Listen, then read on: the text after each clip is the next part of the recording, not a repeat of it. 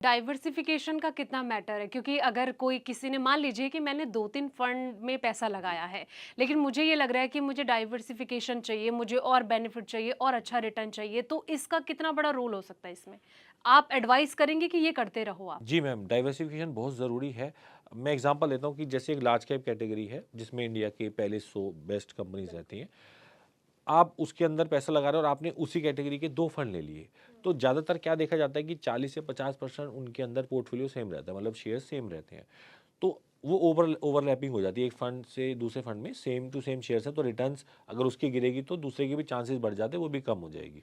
तो आपको ध्यान रखना है कि मान लेते हैं आपने एक लार्ज कैप फंड लिया, फिर आपने एक दूसरी कैटेगरी का जैसे let's say flexi cap fund ले लिया, आपको रिस्क कम लेना है तो आपने एक बैलेंस एडवांटेज फंड ले लिया, आपको थोड़ा रिस्क बढ़ाना आपने एक मिड कैप फंड ले लिया।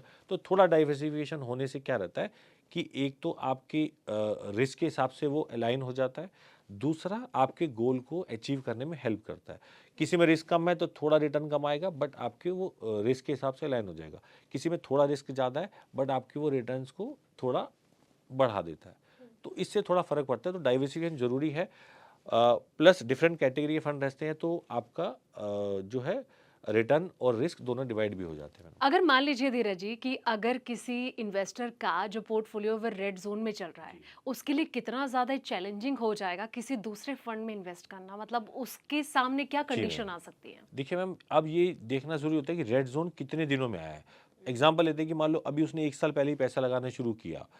अब मानते हैं कि किसी ने लास्ट जुलाई से पैसा लगाना शुरू किया एसआईपी में और मार्केट डाउन हो गई सितंबर में। अब वो मार्च के अंदर जाके देख रहा है मेरा फंड रेड ज़ोन में है। तो उस समय मार्केट डाउन थी तो उसको दिखेगा, ठीक है? अगर किसी का 2-3 साल से लगातार रेड ज़ोन में है तब वो चिंता का विषय है कि 3 साल से क्यों है? अगर मार्केट बढ़ रही है और फिर भी उसका फंड रेड ज़ोन में है, तो फिर हमें चेक करना पड़ता है कि वो क्यों है। अ, इ कि या तो उसने कोई ऐसा फंड तो सेलेक्ट नहीं किया या कोई सेक्टर बेस्ड फंड तो नहीं ले लिया कि वो जो सेक्टर अभी नहीं चल रहा है, वो बाद में चलेगा। अगर कोई भी फंड कंसिस्टेंटली 1 से 2 साल परफ़ॉर्म नहीं करता है और हमें लगता है कि या तो उसका फंड मैनेजर बदल गया है या जो स्कीम है, जो स्कीम में जहाँ पैसा लगाया था, वो अपनी स्कीम से थोड़ा आगे-पीछे हो रही है, तो फिर हमें फंड चेंज करने के लिए सोचना चाहिए। लेकिन अगर फंड चेंज करने की वो सोच भी रहा है और जिसमें उसका दाँव लगा हुआ था, तो उसे फिर वहाँ से मूव होके दूसरे व न्यू फंड में चांस लगाना चाहिए?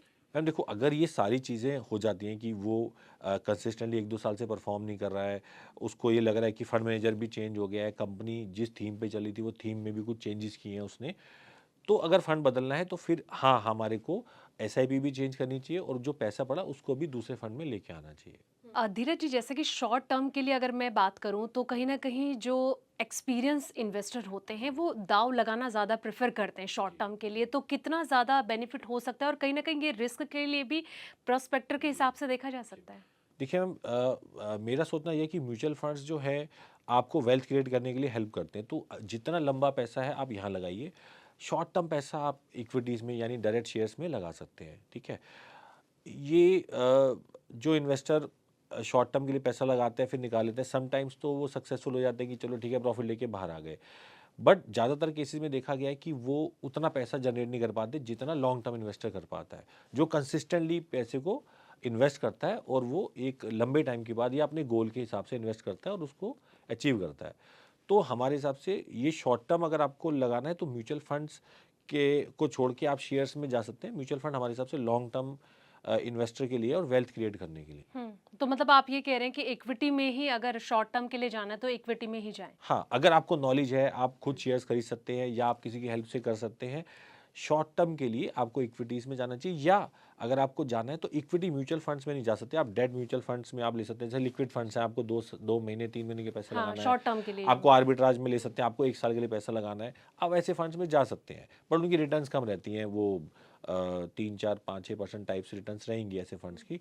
अगर आपको ज़्यादा रिटर्न्स चाहिए, आपको रिस्क ज़्यादा लेना है, तो फिर आपको इक्विटी में अगर आपको नॉलेज है, आप कर सकते हैं, तो आपको डायरेक्ट शेयर्स खरीदने चाहिए। लेकिन इक्विटी में जैसे कि आप कह रहे हैं कि अगर शॉर्ट टर्म के लिए जाना है इक्विटी में आप दाव लगा सकते हैं, फिर कई बार तो ऐसा होता है कि इन्वेस्टर को बहुत एकदम वो जो सोच भी नहीं सकते उस तरीके का रिटर्न भी मिलता है।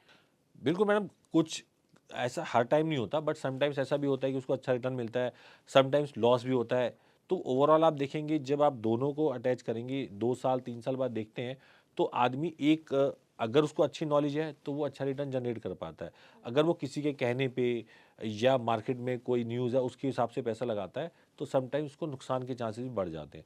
तो मेरा ये सोचना है कि जिसको पास टाइम है, जिसके पास नॉलेज है इक्विटी की, जो समझता है इक्विटी को या जो कंपनी की को पढ़ सकता है, जैसे उनकी बैलेंस शीट्स हैं या कंपनी क्या काम करती है, आगे उसका फ्यूचर कैसा है, वो इक्विटी में जा सकता है। बट जिसके पास टाइम कम है, जिसके पास नॉलेज कम है, उनको म्यूचुअल फंड्स में आना चाहिए और उनको वहाँ कंसिस्टेंटली इन्वेस्ट करना चाहिए, जिससे कि एक लंबे पीरियड में उनको अच्छा एक अमाउंट मिल जाता है। तो आप क्या सलाह देंगे कि म्यूचुअल फंड में कहीं न कहीं सेफ ज़ोन रहेगा या फिर इक्विटी में भी दाँव लगाया जा सकता है? क्या आपके नज़रिए मैडम से वो सही है? वही है, इक्विटी में अगर आप एक्सपर्ट हैं, आपको अच्छी नॉलेज है, खुद को अच्छी नॉलेज है अगर आपको, तो आप अच्छा पैसा कमा सकते हो। म्यूचुअल फंड्स में तो फंड मैनेजर है जो ऑलरेडी एक्सपीरियंस्ड और नॉलेजेबल होते हैं, वो आपके बिहाफ पे पैसा लगा रहे हैं और आपको एक कंसिस्टेंट रिटर्न देते हैं।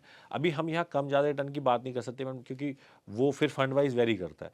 तो ये म्यूचुअल फंड कंसिस्टेंट रिटर्न देते हैं और आपके जो गोल्स हैं लाइफ के, कि लेट्स से आप बोलते हैं कि 10 साल के बाद मेरे को लेट्स से 1 सीआर चाहिए या 15 साल के बाद 1 सीआर चाहिए, तो ये गोल्स को आपको ईजिली अचीव कर सकते हैं अगर आप कंसिस्टेंटली इन्वेस्ट करते हैं तो फंड मैनेजर्स जो एक्सपर्ट्स हैं वो आपके बिहाफ पे पैसा लगा रहे हैं, उनकी नॉलेज के हिसाब से आपका पैसा लगता है और एक अच्छे थीम में अगर आप पैसा लगाते हैं जो आपके गोल को पूरा करे, तो आपका रिटर्न्स आएगा। बट अगर आपको खुद अच्छी नॉलेज है, आपको पता है कंपनीज के बारे में, कंपनी कैसे परफॉर्म करती है, तो आप डायरेक्ट इक्विटी में भी जा सकते हैं। आप दोनों ऑप्शंस कर सकते हैं, डिपेंड करता है आपके ऊपर। लेकिन आप इक्विटी के लिए उन्हीं लोगों को सलाह दे रहे हैं जिनके पास एक्सपीरियंस है। बिल्कुल मैम, जिसके मतलब पास न्यू नॉलेज है, बिगिनर के लिए हाँ। एक्सपीरियंस नहीं नॉलेज है। न्यू बिगिनर्स के लिए तो हम नहीं बोलेंगे। हम कहते हैं कि पहले आप एक बार म्यूचुअल फंड्स में शुरू करिए, आप देखिए, वहाँ से एक्सपीरियंस लीजिए कि कैसे पैसा बढ़ता है और आप इक्विटी को समझिए। जब आपको समझ आ जाएगा तब आपको इक्विटी में जाना चाहिए।